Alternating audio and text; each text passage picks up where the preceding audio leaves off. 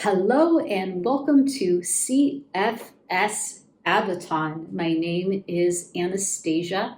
I am a certified mind-body coach helping others recover from chronic illness symptoms. And on this channel, you will hear stories of my ever-evolving lifetime of symptoms, the tools I used to finally recover and help others with, and what I would have done differently previously to save myself time had I known what I know now. So today's video is about one of the tools I use with clients. That was the final tool that I ended up developing for myself because I wasn't getting the help I needed. And that is what took me a lot longer to heal from my last stretch of fatigue, is that I didn't have the right tool for this job. The coaches I worked with meant well, and I tried all of the tools they were having success with applying to their other clients, but it wasn't working for me. And I just started to feel like there was something wrong with me. So when I expressed my despair to my coach at the time, he said, "Anastasia, you sound like a twin whose other half died at birth." And I just felt the doors of hell close in on me with a clang. I completely shut down emotionally. The feelings of grief and despair were just too big for me to feel in that moment. And I flew into symptoms for 2 months. Why? Well, for me, that experience was connected to a storehouse of existential grief that I had brewing in my own emotional reservoir. And Dr. John Sarno and his protege and client Nicole Sachs and his daughter Christina Sarno talk about that in their training programs, the one in particular that I took, that as humans, we have emotions in our bodies, and over time, when they get shoved down a certain way without us meaning to, we have this big reservoir that gets so full we start developing symptoms that are letting us know. It's kind of like a red light indicator, like the level is too high, the level is too high. Here, have a headache. Here, get some fatigue. Here, have a migraine. And I found through the grief inventory and other tools I use that there's very simple, practical ways to address the symptoms and decode what they are trying to tell us, how to address these heavy emotions in an actually very light and simple way. And that is good news for me. But I didn't have the solution for this last bit of fatigue that was connected to this existential grief. And I didn't feel safe any longer going to coaches because of how misunderstood I was. So I developed a writing exercise, and in this writing exercise, it talks about the two different types of grief. We move from existential grief, which is a bit different than, say, losses that I call are easy to put down on paper, like a divorce, solid. That's just one word, divorce. Like you could just, that spells grief, that you can write down on a piece of paper. Or a job loss, 2 words, put it down on a piece of paper. Like these are all like bullet list losses: death, loss of a pet, loss of my home, natural disaster. Like there is just concrete losses human beings go through.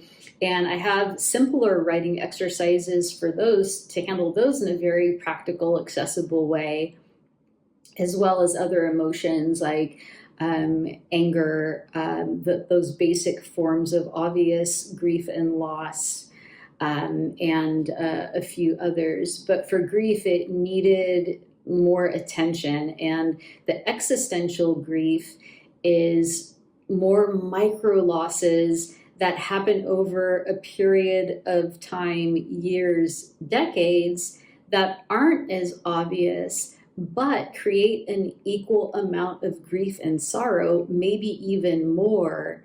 It slips by, gets stuck in the body, and doesn't quite metabolize. It just keeps, it's like trying, this is going to sound gross, it keeps trying to cough itself up, but it gets shoved down. So stomach aches can happen. Fatigue can happen. That's been my experience, but I don't put limits or labels on what grief can do. So I keep a curious, open mind to what that might look like in clients, and I encourage people to remain open and curious and not get too locked into this symptom means this emotion. Because I thought for a while my stomach aches meant that I was just angry, but that prevented me from looking at the grief. No, there's some grief in here. Grief is often a protector. And what existential grief says is when X, Y, and Z happened, I felt like something in me died. And we transform that through the grief inventory and turn it into life-affirming grief. And life-affirming grief says, this hurts and I'm still here. We find a way to live joyfully and with presence and compassion, renew some boundaries, pivot, put some protocols in place for ourselves that'll mitigate the effects of the grief enough to where I would like to say it's like a purple pill and it's gone. Oh, I want all this stuff gone. No, not really. It means this was something that happened. It was significant, but I can live with it without it consuming me. That's the difference between having recovery and having chronic symptoms. We find a way to live with the ups and downs of life without getting so consumed that we crash into these full-blown chronic illness states. So in short, that's what the grief inventory does. And I invite people to really keep it in the moment. So this is not therapy. That doesn't mean I don't hold space to hear as a witness what someone else has gone through. There's nothing too taboo for the Abaton. And I will toast that with a glass of sour cherry, sparkling Cretan water. No topic is off limits here. You are seen, you are heard, you are appreciated and witnessed. However, the tools are very much in the moment. So when the coach made that comment to me, all of the emotion, even though it was repressed, the impact on me was happening in the moment. You know, if I am on a WhatsApp group chat and I say something and someone says, you're being too sensitive. Well, depending on someone's history with being told they're too sensitive, especially if it's at times where they have the right to be sensitive and they could have used to be helped, not hurt. If that's happened a lot in their life, hearing you're too sensitive can bring up this backlog. No need to go into the backlog if we already know it's there.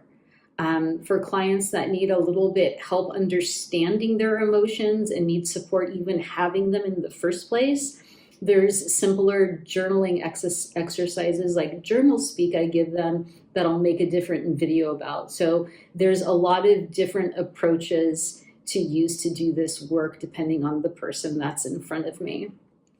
For the purpose of the grief inventory, in the case of being told one is too sensitive, we track the emotion, and then we see, what is this grief trying to protect me from? Maybe the grief shut you down or me down in the moment because it was protecting me from the anger I was feeling underneath it. Maybe it was protecting me from a sense of embarrassment, loneliness, and shame. It could be anything. Maybe it was just disappointing and I didn't have the bandwidth to feel it in the moment. So the grief is saying, no, we don't like being told we're too sensitive. Ugh. And then there was this fatigue that came over oneself.